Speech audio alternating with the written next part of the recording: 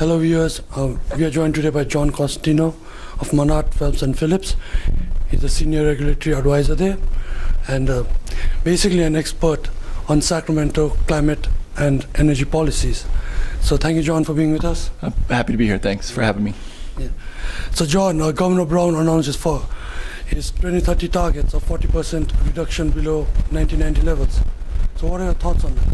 I think from a political and a strategic point, it's a very smart move. He obviously wanted to have a statutory mandate on those talks. There's a lot of bills out there, so you can see the writing on the wall that something's going to happen, but what it was exactly outlining the reasons and why he basically gave the legislature a playbook. What I'll sign, and from that point, you just need a vehicle to push the legislation through, and then it becomes clear that and if he gets something on his desk that says that, that would be something that he would sign. Announced yesterday by the governor that he would amend SB 32.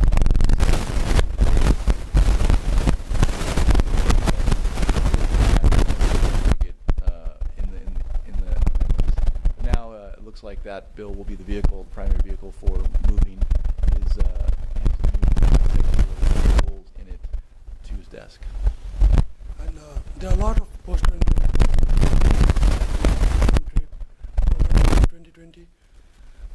Do you think they're all in harmony with each other?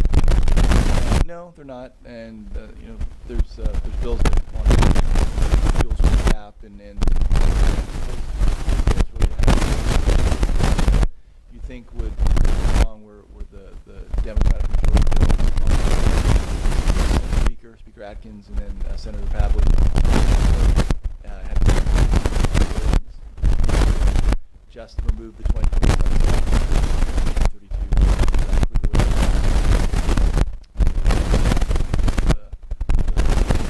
just keep regulating. Had a request for a 2050 target. Maybe even a 2030 or 2040 target. So those are in the same, heading in the same direction, but that's very common with legislation, and as the bill session goes along, those that don't make a lot of sense sort of get weeded out. At the end of the day, you could have had two bills on the governor's desk, and then he would have had to choose which one. But now that he's put out his roadmap,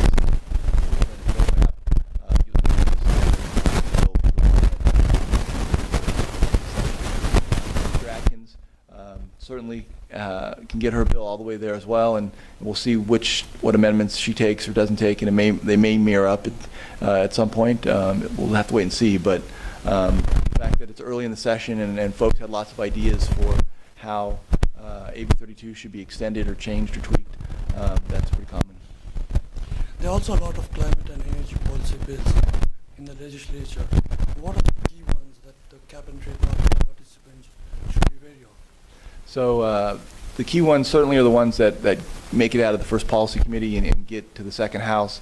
We're not to that deadline yet, but SB 32 is a key one.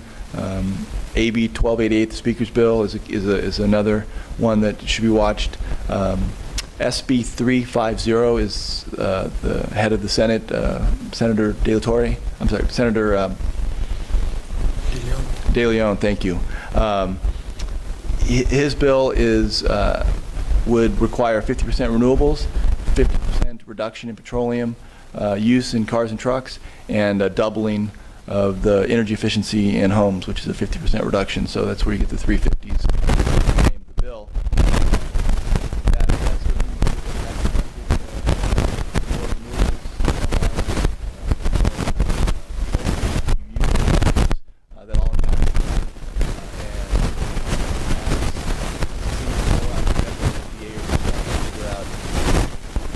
Post 2020, and you have a 50% renewable, and you have these other mandates, the complementary policies, what would the cap look like? And when they go back to look at the regulation, those are certainly would be impactful.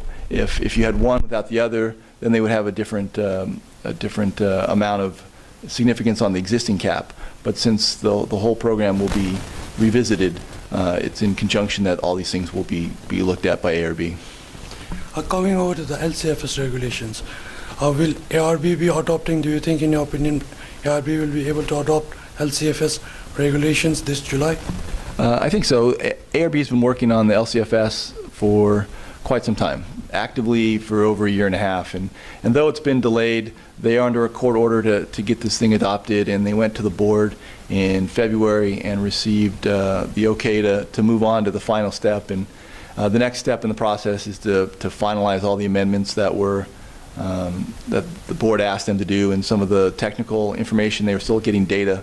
So once all those pieces are together, then they can finalize the package, put it out for public review, which is called a 15-day package. That should happen first week in May or second week at the latest. They still need time to have a 2-week comment period, receive the comments, respond to comments, such that they can take it to the board in July.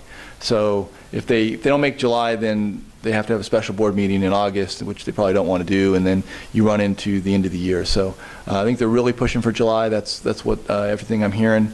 And if you meet July, then you can get this thing finished up, finalized, and adopted by January 1, which is when it's set to go into effect.